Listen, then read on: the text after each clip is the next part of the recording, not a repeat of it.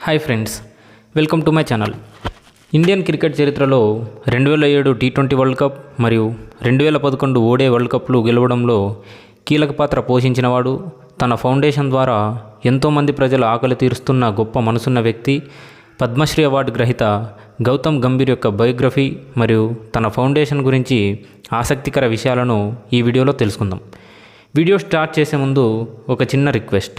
Video చూస్తున్న ప్రతి ఒక్కరూ వీడియోను లైక్ చేసి మన ఛానల్ను సబ్స్క్రైబ్ చేసుకోండి. గౌతమ్ గంభీర్ 1981 అక్టోబర్ 4న ఢిల్లీలో జన్మించాడు. గంభీర్ వాళ్ళ నాన్నగారు దీపక్ గంభీర్. ఆయన ఒక టెక్స్టైల్ బిజినెస్ మ్యాన్ మరియు వాళ్ళ అమ్మగారు సీమా గంభీర్. ఈమె హౌస్ వైఫ్. గంభీర్కు 10 సంవత్సరాల వయసు ఉన్నప్పటి నుంచి క్రికెట్ ఆడేవాడు. అలాగే గంభీర్ తన సొంత మామగారైన పవన్ గులతీని మెంటర్గా భావించేవాడు. తనకు ఇంపార్టెంట్ మ్యాచ్లు ఉన్నప్పుడు అతన్ని పిలిచేవాడు. గంభీర్ క్రికెట్ కోచింగ్ మొత్తం ఢిల్లీలోని లాల్ బహదూర్ శాస్త్రి అకాడమీలో సంజయ్ భరద్వాజ్ మరియు రాజు టాండన్ దగ్గర కోచింగ్ తీసుకున్నాడు. గంభీర్ తన డొమెస్టిక్ క్రికెట్ మొత్తం ఢిల్లీ తరపున ఆడాడు. ఇక గంభీర్ యొక్క ఇంటర్నేషనల్ క్రికెట్ కెరీర్ విషయానికి వస్తే 2003లోనే బంగ్లాదేశ్కి ఎగెనెస్ట్గా ఇండియా తరపున డెబ్యూట్ చేశాడు.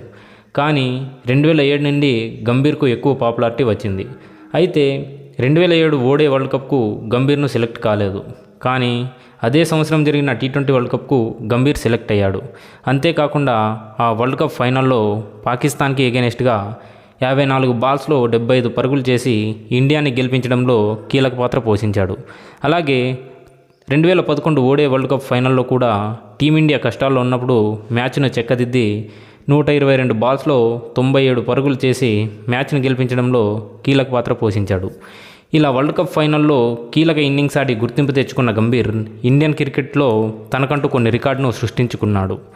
వరుసగా 5 టెస్ట్ మ్యాచ్లలో సెంచరీలు చేశాడు. అలాగే వరుసగా 4 టెస్ట్ సిరీస్లలో 300కు పైగా స్కోర్ చేసిన ఘనత గంభీర్కు ఉంది.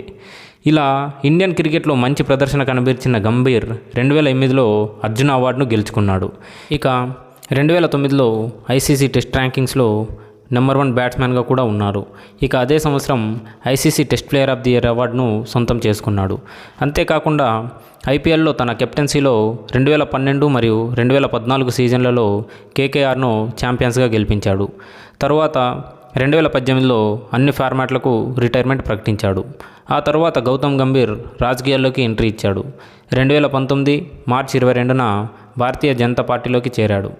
2019 ఎలక్షన్స్లో ఈస్ట్ ఢిల్లీ నుంచి ఎంపీగా పోటీ చేసిన గంభీర్ 6,95,109 ఓట్ల భారీ మెజారిటీతో గెలిచాడు. అలా గెలిచిన గౌతమ్ గంభీర్ తన నియోజకవర్గంలో ఎన్నో మంచి అభివృద్ధి పనులు చేశాడు. వాటిలో ముఖ్యంగా తన నియోజకవర్గం మొత్తం ఎయిర్ ప్యూరిఫైయర్స్ను ఇన్స్టాల్ చేయించాడు. కోవిడ్-19 సమయంలో తను 2 సంవత్సరాల ఎంపీ శాలరీని డొనేట్ చేశాడు.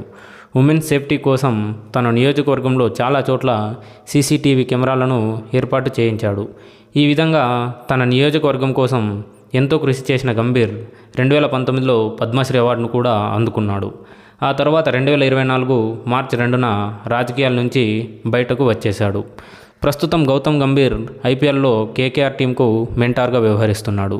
ఇంతకుముందు 2022 మరియు 2023 సీజన్లలో లక్నో సూపర్ జైంట్స్కు మెంటార్గా వ్యవహరించాడు.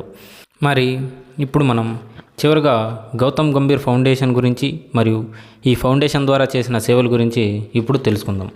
గౌతమ్ గంభీర్ ఫౌండేషన్ను 2014లో స్థాపించారు. 2017లో ఈ ఫౌండేషన్ ద్వారా ఢిల్లీలోని పటేల్ నగర్లో కమ్యూనిటీ కిచెన్స్ను ఏర్పాటు చేసి రాత్రి సమయంలో ఎవరూ కూడా ఆకలితో నిద్రపోకూడదనే ఉద్దేశంతో ₹1కే భోజనాలను అందించారు. పారామిలిటరీలో అమరవీరులైన పిల్లలందరినీ గంభీర్ చదివిస్తూ వారికి అండగా ఉంటున్నాడు. తన నియోజకవర్గంలోని ఆడపిల్లలందరికీ పోషకాహారం మరియు ఆరోగ్యం గురించి అవేర్నెస్ కల్పించడంతో పాటు ఢిల్లీ నగరంలో ఎయిర్ పొల్యూషన్ను తగ్గించేందుకు వారి చేత చెట్లను నాటిస్తున్నాడు. 2020వ సంవత్సరంలో గంభీర్కి రాసోయ్ అనే స్కీమ్ ద్వారా ఫైనాన్షియల్గా ఇబ్బంది ఉన్న వారందరికీ ఉచితంగా మీల్స్ను అందించాడు. వీటితో పాటుగా పేదవారి కోసం పబ్లిక్ లైబ్రరీస్ను ఓపెన్ చేయించాడు. తన నియోజకవర్గంలోని పేదవారందరికీ ఉచితంగా మందులను అందజేశారు. అలాగే ట్రాన్స్జెండర్స్కు ఉపాధి కల్పించాడు.